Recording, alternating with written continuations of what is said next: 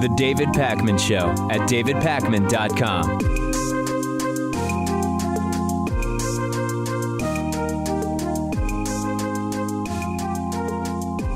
Republican presidential candidate Ted Cruz has created arguably the least likable and creepiest political couple by sort of bizarrely and pointlessly naming Carly Fiorina as his vice presidential running mate in his doomed campaign. Why is he naming a VP running mate in April after losing 5 states on a day where he won a single delegate? This has to be a sign of either denial or just flat out desperation. Carly Fiorina, of course, is the failed Republican candidate. She was totally unable to get any traction. Her prior credentials include destroying Hewlett-Packard and leaving with a golden parachute and losing a Senate race in California. Not exactly an amazing resume. And they appeared together yesterday at an event in Indianapolis, Indiana. And it was a strange event, and probably the strangest moment was when Carly Fiorina started singing lullabies, apparently to mimic how she sings to Ted Cruz's daughters on the campaign bus. Maybe one of the most bizarre moments in this campaign, in addition to Ben Carson not hearing when he was being called out onto the stage during a debate and standing there awkwardly for what seemed like 5 minutes. Take a look at this. We've been traveling around the country, and I've come to know Ted and Heidi and Caroline and Catherine. I know 2 girls that I just adore. I'm so happy I can see them more.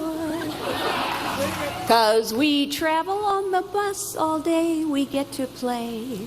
We get to play. I won't bore you with any more of the song. Yeah. But they have 4 verses, Caroline and Catherine. Love you, girls. Please call Child Protective Services immediately. I have the chills from that, Lewis. You know, her voice is nicer than I thought it would be. I was expecting to hear something like, I don't know, like sound more like a chainsaw, perhaps. But this is total pandering to women, isn't it? I mean, this is someone that can be brought on to attack Hillary and not be called sexist. Yeah. The singing seems so forced and staged. This is, I guess it's supposed to make her mommy-like, to say, I sing to the girls on the bus. Can you imagine a scarier sight? Carly Fiorina singing you a lullaby? If you're one of Ted Cruz's daughters, you are not in a good place right now. Your dad is one of the creepiest men alive, and you have Carly Fiorina singing you lullabies on the campaign bus. I would be very scared if I was one of Ted Cruz's daughters at this point. Very strange stuff. It's a desperate move. What else could it be? It looks like picking a VP when mathematically you're completely unable to win the nomination. Yeah. Why do you do that? One email said Fiorina was on drugs, that she dropped acid before the event. Possibly. Maybe not acid. Maybe something a bit more or a bit less mind altering. But I've never seen her sing before. I don't really want to see her sing again. Fiorina does nothing for Ted Cruz electorally. You could say at best she might get him a small bump in California, the state where she ran her failed Senate campaign. Cruz isn't that far behind in California. Trump's around 40. Cruz is somewhere around 32 to maybe 35, depending on what poll you look at. What's next? John Kasich is going to announce Santorum as his running mate. This has very little value. It's a black hole of unlikability. I'm waiting for Trump to name Omarosa, one of the contestants from one of the first seasons of The Apprentice, Trump's reality show, as his VP. And the real problem with this, primary dynamics aside, is that imagine if Ted Cruz was the nominee and now he has Fiorina as his running mate. She is not going to help him during the general election. She has zero appeal. She did nothing during her own presidential campaign. Nothing to lose, though. Cruz has nothing to lose. So I'm not sure how they arrived at this decision, but who cares at this point, right? It'll help, and if it doesn't help, no damage done. Yeah, I mean, it can only confirm that Ted Cruz has no chance, right? The worst it can do is maintain that Cruz has no chance of reaching the required number of delegates. Stand by. Later today, Ted Cruz reportedly going to be announcing his Secretary of Health and Human Services. That's going to be his next pick today. Just fill out the whole cabinet, even though you have no chance whatsoever. Let's talk about a new poll about millennials and capitalism. The headline that has been circulating for the last 24 hours is, a new poll shows that most young people do not support capitalism. Wow, that is an amazing headline, but that's not really accurate. It's not really what the headline should have been. The headline should have been, based on the poll results, a new poll shows that most young people do not support the particular traits of modern capitalism vis-a-vis the 2016 status quo of income and wealth inequality. It's kind of a long headline. It's far more accurate than the headline that has been circulating, but maybe not as palatable to online editors. Harvard University polled young adults between 18 and 29 years of age, and the survey found that 51% of respondents, quote, do not support capitalism. But how is all of this defined? Capitalism can mean different things to different people. In the survey, young people say they reject the unregulated, total free market ideas, crony capitalism, and the failings of totally open and free markets. Much of capitalism is really crony capitalism, and that really is what the survey tells us. So let's take a look at just a couple of the responses. We'll look at some questions about how the economy should be organized, and you'll quickly see that these numbers don't necessarily suggest an overwhelming opposition to capitalism broadly. It's opposition to some very specific things. 27% of respondents say that the government should play a large role in regulating the economy. The other 73% were mixed about what the government's role should be in regulating the economy. Okay, that's pretty wide. That's a pretty wide spread of opinion. 30% say government should play a large role in reducing income inequality. 26% say that government spending is an effective way to increase economic growth. So as you can see, although the headline is most young people reject capitalism, these numbers don't really correlate with some of the more popular ways people will go against capitalism today. It's way overly simplistic and misleading to say, hey, young people just are rejecting capitalism. John Della Volpe summarized the results. He's the polling director at Harvard. He said, they're not rejecting the concept. The way in which capitalism is practiced today in the minds of young people, that's what they're rejecting. We know about the individual problems with modern capitalism. Huge income and wealth inequality isn't good for the economy. It's not good. It's good for very few people. Cronyism and corruption rise in the type of unregulated capitalism that we've had in the United States, but that can happen in other economic systems as well. The real tragedy, Lewis, is we've allowed people involved in the corruption and the cronyism to claim that what they're doing is capitalism, right? They defend their actions by saying, we support capitalism, but they're ignoring a lot of the actual tenets of capitalism, including actual competition in markets.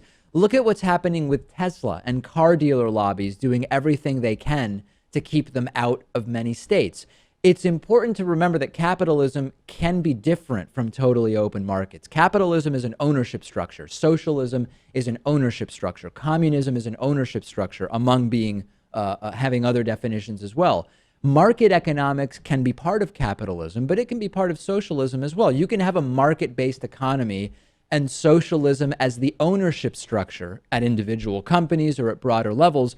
We can have a strong economy with privately owned businesses, plus we can have democratic socialist policies to fill in the gaps. This is a lot of what Bernie Sanders is talking about. So the poll is interesting, but the headlines have been hugely misleading. It seems that some of the questions not axed, no one's getting the axe here, were a little bit vague as well. Yeah. And I wouldn't even feel comfortable answering those questions because they're just too vague. Yeah, I agree that even the way the questions were asked could be sort of confusing. And then sort of a baseline problem also is that the people taking the survey are often assigning drastically different definitions to many of these terms in answering the questions. Exactly. And so there are people who will, because of our support of Bernie, or just call Bernie socialist, call us, or say we're anti-capitalist. Right. It's like capitalism is fine and it works perfectly well if it's regulated. And so we're under the, I think we're on the same page here, that government does need to regulate a capitalist system. No doubt about it. You can have a system where private industry exists, capitalism exists, but there is regulation. Taxes are used to fund Social Security and healthcare. That's not socialist. You have democratic socialist elements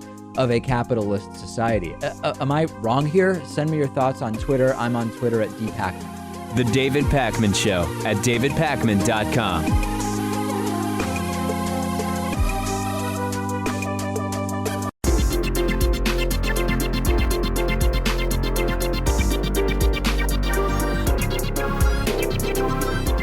The David Pakman Show at davidpakman.com. Today's new member of the day is Glenn Thompson. Glenn went to davidpakman.com/membership and he hit subscribe. And that is the best way to vote with your dollars. Membership costs only pennies a day, and it's the primary funding source for this show. This used to be a once every other week show. It is now a 5-day-a-week show. There is one reason that has happened, and it's because of the support of the membership program. And it's not just a feel-good thing. You also get a lot of great member benefits, including an extra show just for our paid subscribers. So go to davidpakman.com/membership and sign up. You will not regret it. Lewis's 3 million memberships to date are proof of that if I've ever seen it. Okay, I have a really great documentary recommendation for you today. It is called The Search for Life, The Drake Equation. And it's about not only the Drake equation, which I'll explain, but it is also about the Fermi paradox. So there's these two sort of conflicting ideas in astronomy, I guess you would call it in space thought, space philosophy, call it what you will. The Drake equation is an argument used to suggest that the odds of other intelligent forms of life in the universe are quite high. And it is literally an equation that makes some assumptions about the size of the universe and the number of solar systems and the number of planets that would be within the habitable range of their respective suns, etc.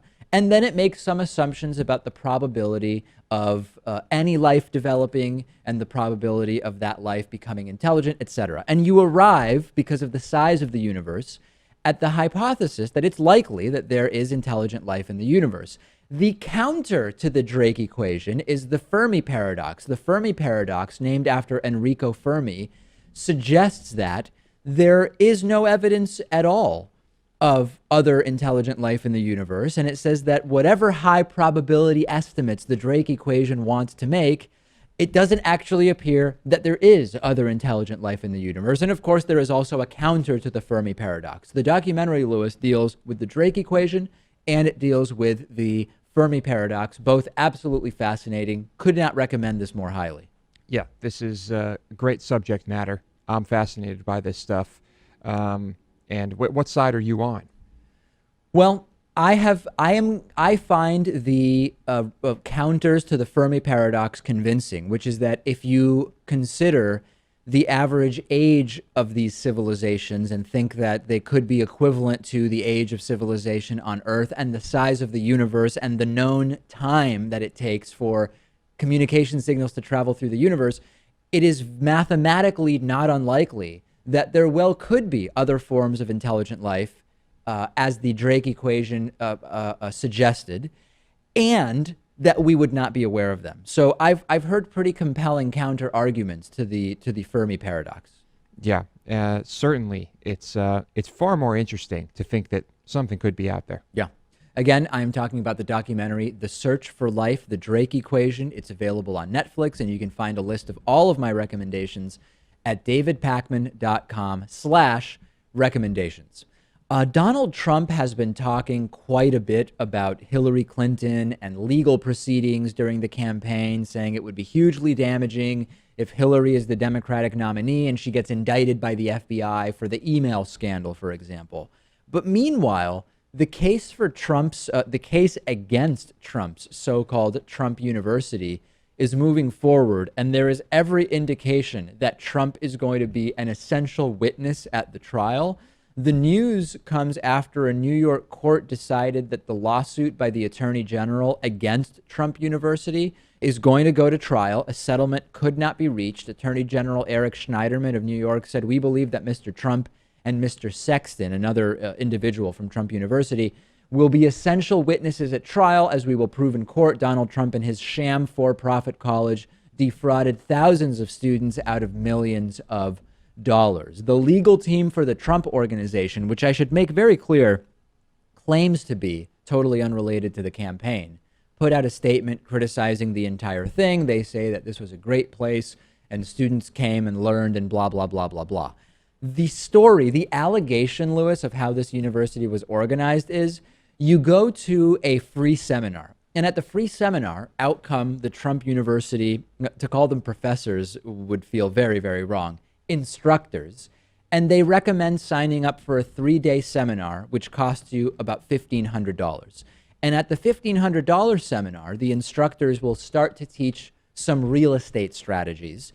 And at that point, the students would be enticed to sign up for a year-long mentorship program called the Trump Elite Program, which costs $20,000. And presumably, Lewis, that's where you would really learn the stuff you need to know to get rich. Basically, it's a free seminar, which was a sales pitch for a $1,500 seminar, which was a sales pitch for a $20,000 class. Does this sound scammy to you? Extremely scammy. Yeah, this is the worst. Yeah. So was Trump, the question is, was Trump actively involved in the planning of all of this? You know, he has been vocally defending all of it, saying it's terrific, it's tremendous, the students loved it, it got great reviews. So if he is going to at some point claim, if this all falls apart, that he wasn't involved, he's made no indication that he wasn't involved for the last year or however long this has been going on. I can understand defending something that has your name attached to it. Right.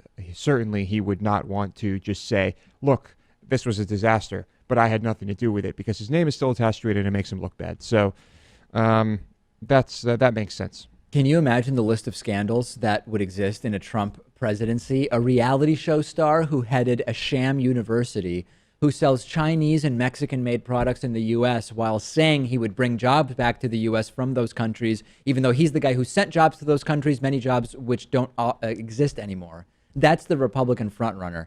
This is a crazy time to live in, but I can assure you, the Trump supporters could not care less about Trump and his involvement in Trump University.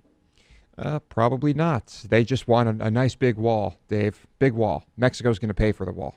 We have been following the sordid Dennis Hastert child rape scandal for a while, and he has now been sentenced to jail time, very surprising to many in our audience based on the emails I got this morning. The backstory is that former Speaker of the House, Dennis Hastert, admitted that he hurt or injured students, athletes, when he was working as a wrestling coach in a high school decades ago. Those students, numerous students, said that they were actually sexually abused by Dennis Hastert. The statute of limitations has expired on the sexual abuse charges, but he was charged, prosecuted, convicted, and now sentenced for bank fraud because he was caught using funds to pay off the sexual assault victims. And he was very carefully keeping the withdrawals just below the limit required for bank for disclosure. And federal investigators started looking into this. And in their investigation, they determined that indeed these were payoffs for victims of his sexual assault. And his admission was that he mistreated students and athletes, that he is deeply ashamed, and that he is getting professional help for what he did. Not actually saying, Lewis, I fondled the genitals of the kids I was supposedly watching over and coaching, but every indication that that is exactly what happened, but beyond the statute of limitations at this point. Unfortunately. But we can be thankful that at least he'll do some time, and that it's known, for whatever that's worth. And we heard all the stories. Dennis Hastert reportedly setting up a lazy boy type recliner right in front of the opening to the boys shower and sitting there and watching naked kids shower, reportedly from more than one alleged victim, offering massages to help whatever condition it was he determined the kid had, and ending up fondling genitals and all sorts of sexual assault. No charges there, of course. The banking charges carried a maximum sentence of 5 years, and U.S. District Judge Thomas Durkin ended up deciding on a 15-month jail sentence, followed by 2 years of supervised release and a $250,000 fine. This could all change, Lewis, as we've talked about. Dennis Hastert's health is not doing well. He's 74, and he has a number of health problems, and he actually could be resentenced and end up spending essentially no jail time, no time in jail as a result of his health. Yeah, that would be unfortunate. I say I don't care about his health, and I don't care what the jail has to do to accommodate it. Put him in there. I have to admit, when I heard he was getting any jail time, I thought, wow, they're really throwing the book at him. And that's really how bad things have gotten in this country with two justice systems, where I heard 15 months and I thought, it's kind of a lot for a formerly high-powered politician. It really is. Someone in that position, this is a very rare thing. Yeah, no doubt about it. Two sets of rules, right? One for the rich and powerful, one set for the rest of us. Are these the Republican family values we keep hearing about? It seems that, and please, everyone who's listening, feel free to send me stories about Democrats that have pulled this type of stuff. Yeah. But it seems that every time this comes up, it's a Republican politician. Well, you have that authoritarianism, the strict father morality that we've talked about on the American right. And they're always all about, we need law and order, we need strict punishments, it's the strict father morality. I wonder if they would feel all of a sudden like, listen, we really need to be the party of mercy and compassion in sentencing people. We need to be compassionate when we look at cases like this. I have a feeling that you would see that double standard from some, not for all. There are lots of Republicans who would just say, listen, this is a former official. The quicker we can get this guy locked up, the better, because then we can just get him off the radar and not interfere with our re-election campaigns. Yeah, why on earth would you defend this guy?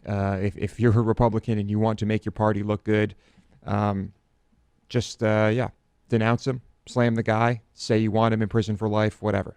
After the break, I will interview Dickson Despommier, one of the patriarchs of the vertical farming movement, which we have talked about. This guy is one of the experts, not without his share of critiques and detractors, and I'll talk to him about some of those critiques. And of course, you can sign up as a David Pakman Show member. This is the #1 way to support the work we do. The broadcast show has always been free. The broadcast show will always be free. But if you want to support that program for everybody who listens or watches, sign up as a member at davidpakman.com/membership. And you also get a bunch of great member perks, most of which you can sample on our website. The David Pakman Show at davidpakman.com.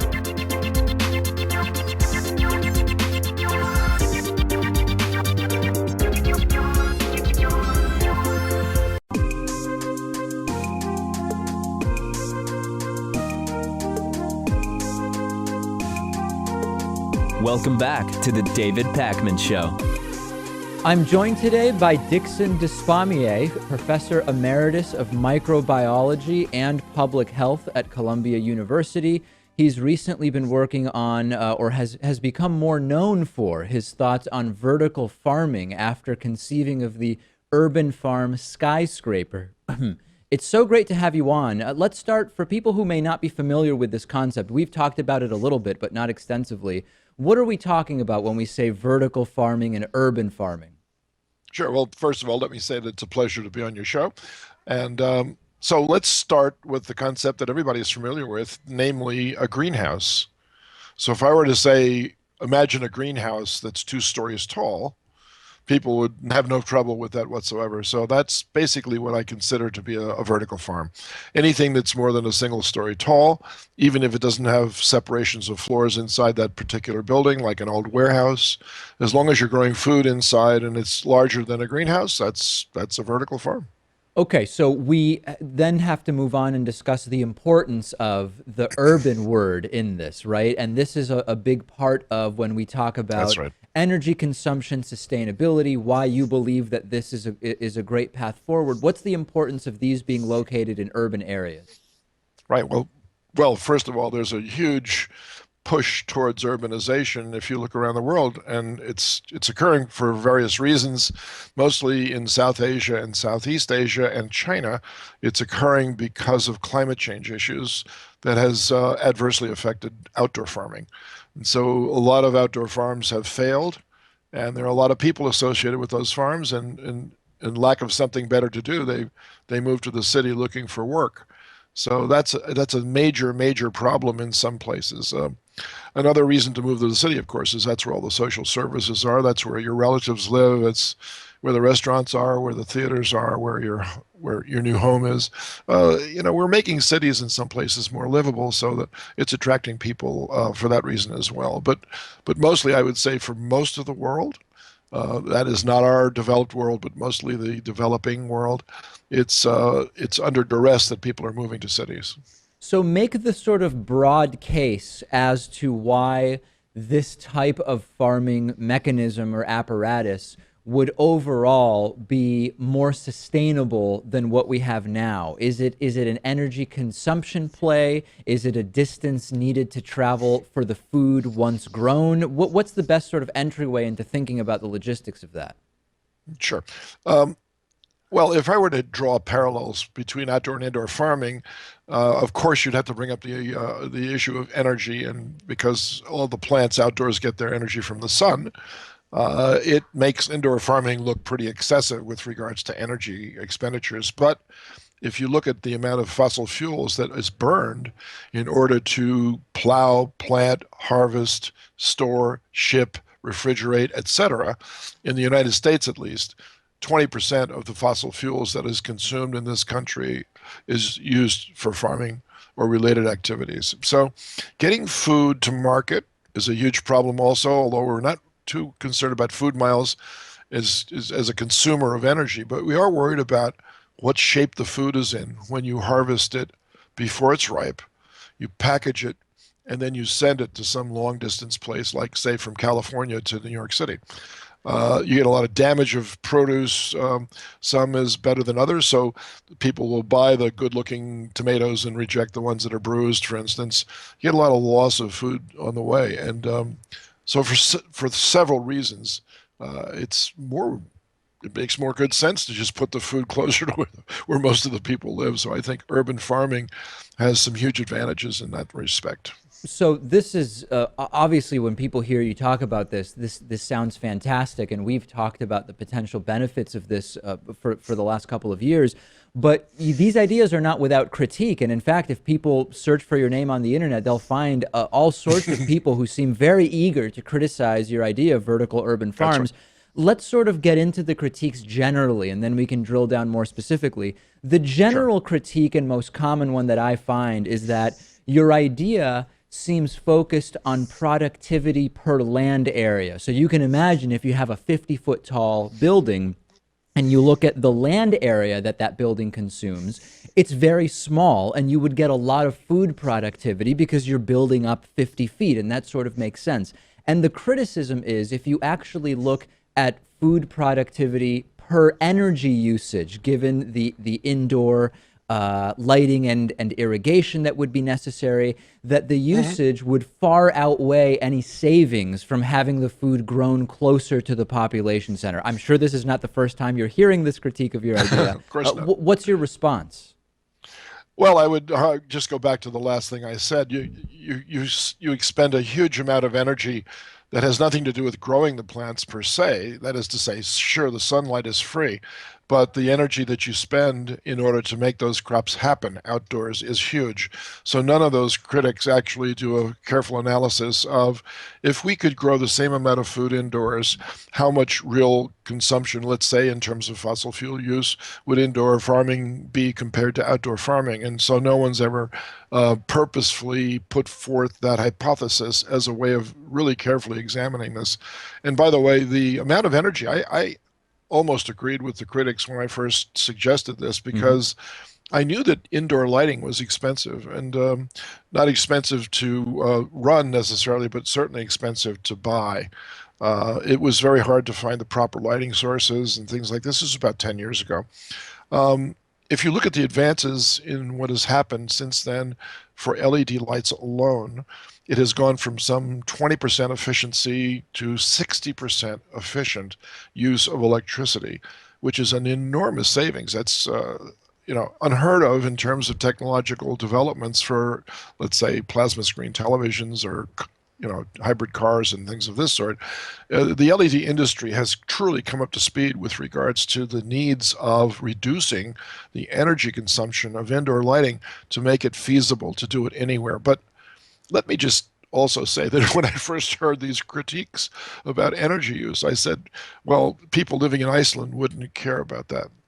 People living in Italy wouldn't care about that. People living in the North Island of New Zealand wouldn't care about that. People living in the southwestern portion of the United States wouldn't care about that, because in those situations, you've got all the geothermal energy you could possibly use, and you can harness that and make electricity, essentially because the Earth is still cooking inside of its inner core that provides that energy, so to speak. So in other words, if you're not necessarily denying that the energy consumption for the indoor lighting might be significantly more than sunlight, but you're saying if we can transition to renewable sources for that electricity, then it becomes sort of irrelevant.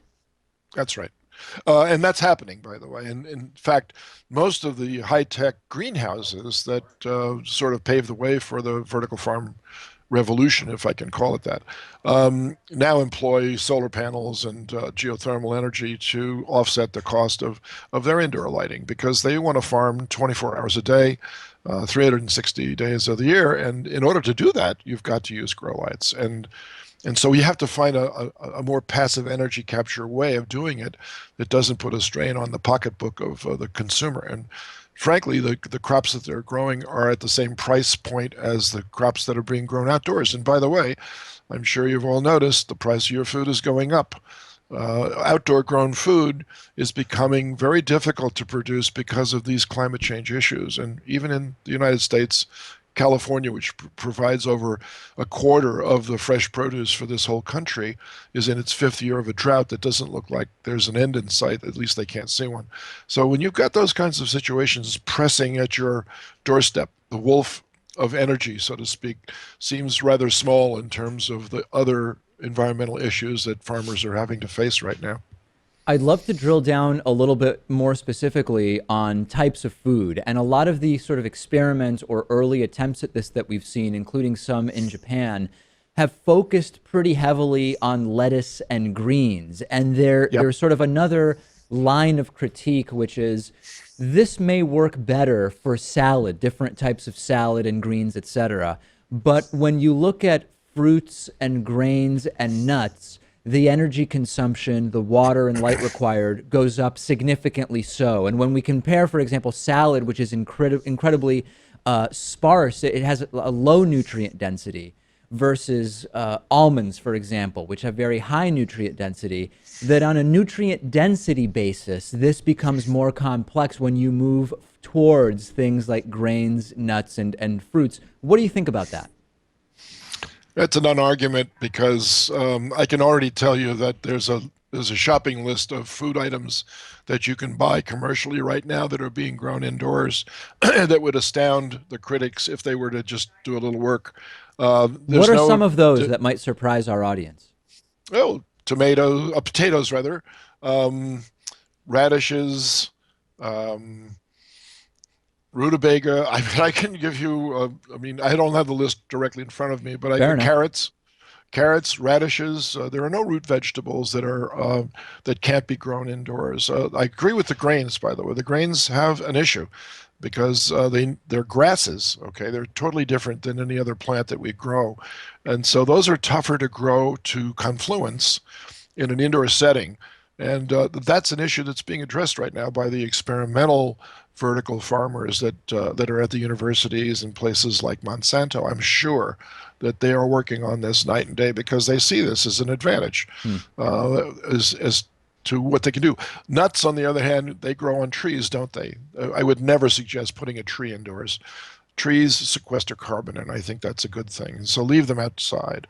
Bush fruits, however, blackberries, raspberries, strawberries, all those edibles, they're all being grown now commercially indoors. So even though they're not being sold in many places like that, and don't forget the tomatoes also, it is mostly about the leafy greens though, because these places that are startups, they have to make a profit right away in order to offset their costs of development. And indeed, that's what they've gone for. They've gone for the high price spreads, but I already know that there are 5 or 6 vertical farm situations, owners of which that are thinking about plant diversity. So a one-stop shop before you go home, you can get most of your vegetable needs at the vertical farm grocer.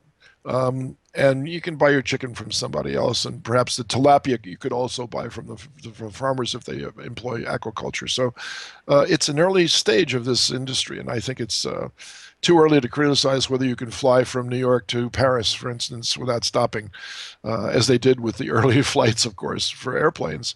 I think vertical farming finds itself at the U.S. mail delivery system of the development of the airplane. We've got a long way to go. And I'm sure that there are people that will always throw stones at glass houses. And in this case, it's a 2-story vertical farm that they're throwing stones at. But if you make them out of bulletproof glass, I think you'll be in good shape.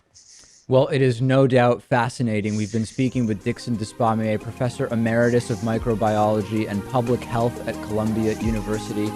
Thanks so much for talking to us about this. Pleasure. Anytime. The David Pakman Show at davidpakman.com.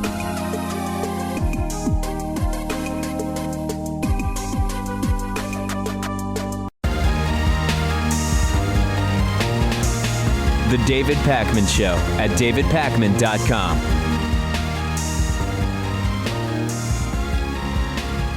Not to be outdone by Volkswagen, automaker Mitsubishi admitted this week that they've been falsifying fuel efficiency tests for 25 years. You'll remember that Volkswagen admitted to rigging diesel engine emissions tests in the United States and Europe. Last week, Mitsubishi said, we've used improper fuel economy tests on hundreds of thousands of vehicles, including some sold to Nissan.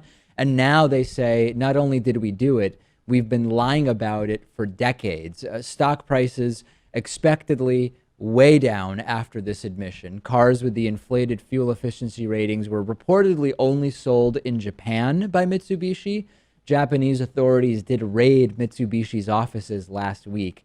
And this isn't even limited to Volkswagen and Mitsubishi, Lewis. In 2014, Hyundai and Kia agreed to pay a combined $100 million fine for overstating fuel economy estimates. Ford also said it would compensate 200,000 car owners after similarly overstating gas mileage.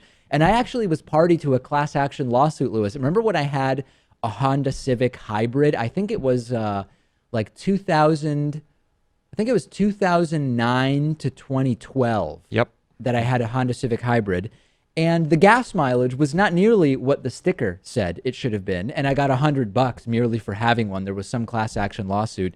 I guess maybe the $100 was roughly what I ended up overspending on gas relative to what the fuel efficiency reportedly was. No, I'd imagine you spent more than that. You think? But okay, it's something. When I read this, I thought Mitsubishi must be upset that no one cares what they're doing. It's like, wait, no, stop talking about VW. We've been cheating on fuel economy related stuff before it was even popular to do it. Pay attention to us. There's some element of that, as stupid as that sounds.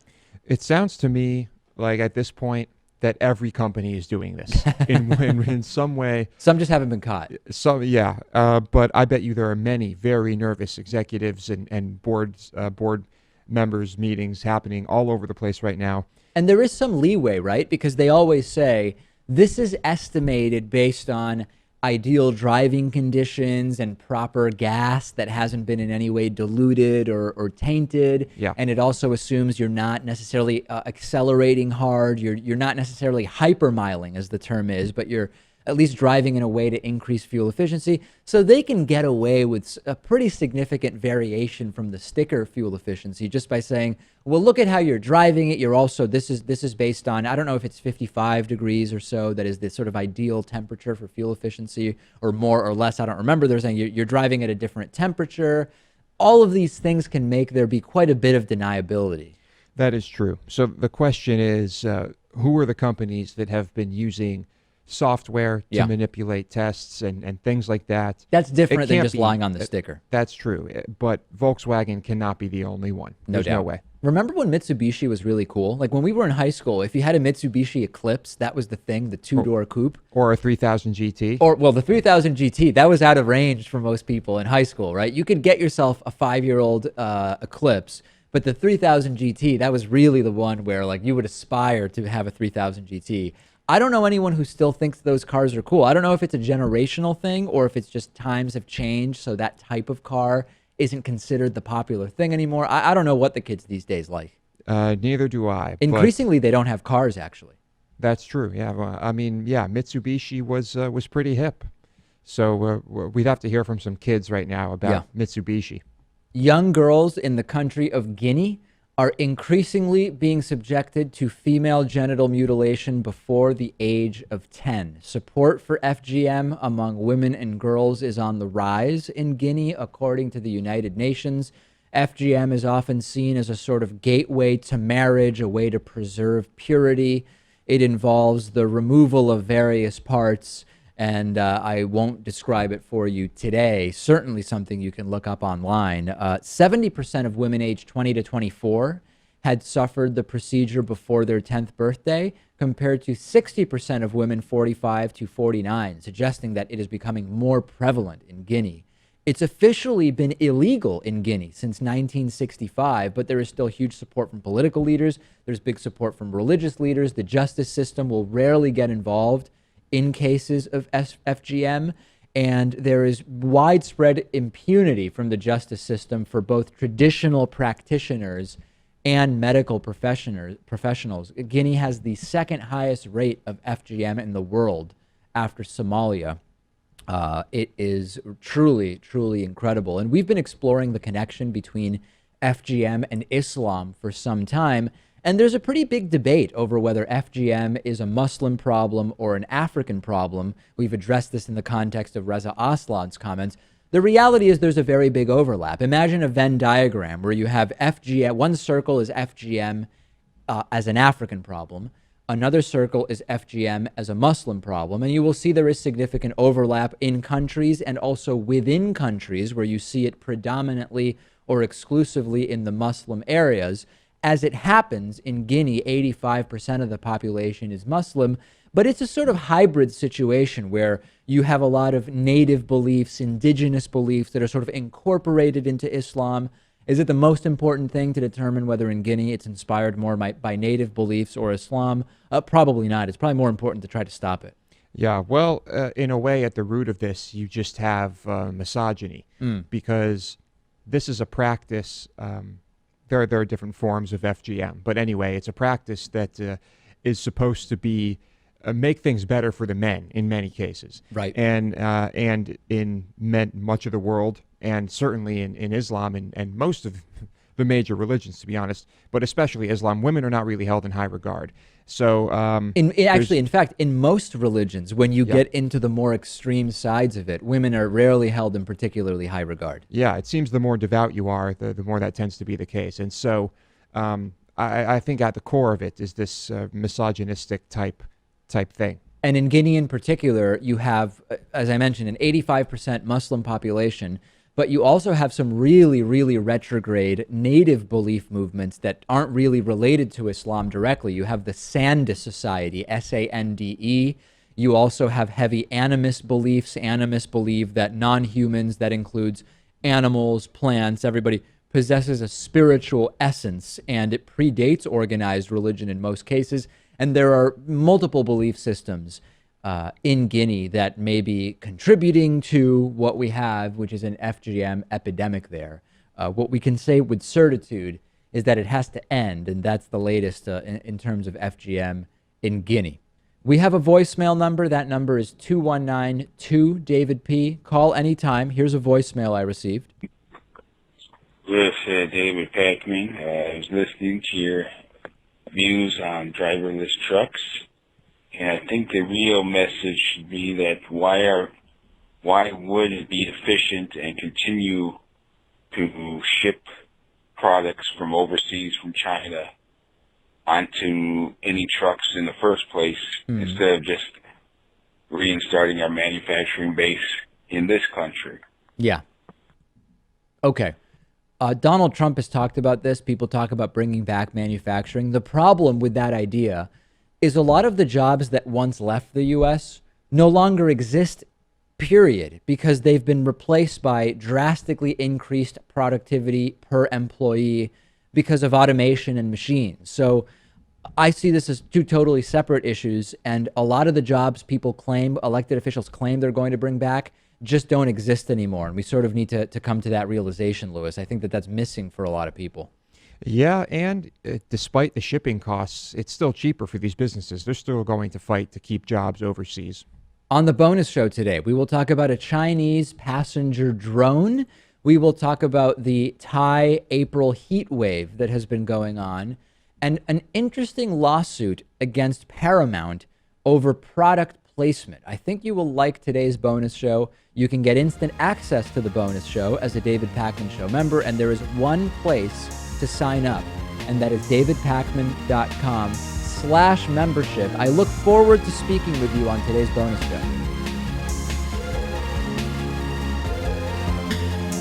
The David Pakman Show at davidpakman.com.